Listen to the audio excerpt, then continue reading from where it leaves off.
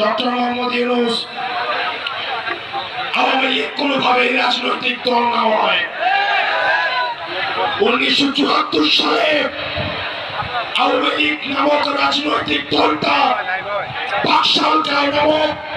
বাকশাল কায়েম করে এই দেশে গণতন্ত্রের পরিবর্তে মাফিয়াতন্ত্র চালু করেছিল। সারা দেশে সন্ত্রাস কায়েম করে জাসদের 30,000 নেতা কর্মীকে হত্যা করা হয়েছিল। আপনারা জানেন 74 সালে আওয়ামী লীগ নেতা কর্মীদের লুটপাটের কারণে 15 লক্ষ মানুষ না খেতে পেয়ে মারা গিয়েছিল। ইতিহাসের প্রত্যেকটা স্তরে স্তরে আওয়ামী লীগের হাতে রক্ত লেগে রয়েছে। আওয়ামী লীগ যে শুধুমাত্র ক্ষমতায় থাকাকালীন রক্ত ঝরিয়েছে বিষয়টা এমন নয়। আপনারা দেখেছেন 2006 সালে লগি বইটা দিয়ে লাঠি দিয়ে লগি দিয়ে পিটিয়ে পিটিয়ে মানুষকে হত্যা করেছে।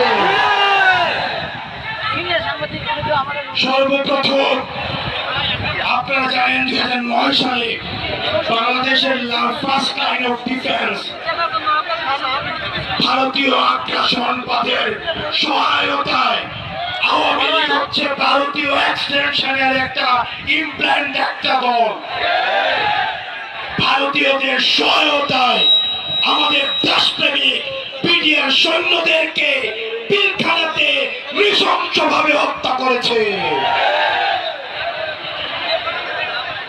আওয়ামী লীগের অপরাধের ফিরিস্তি যদি দিতে যাই, ইতিমধ্যে আওয়ামী লীগের অপরাধের ফিরিস্তি অনেক দেওয়া হয়েছে। আমরা সহজভাবে যদি বলতে চাই, 100টা ফেরাউন 100টা নমরুদকে যদি একসাথে করা হয় তাহলে একটা হাসিনা পাওয়া যাবে না। আমরা স্পষ্ট ভাষায় বলতে চাই, এদেশের রাজনীতিবিদ যারা রয়েছেন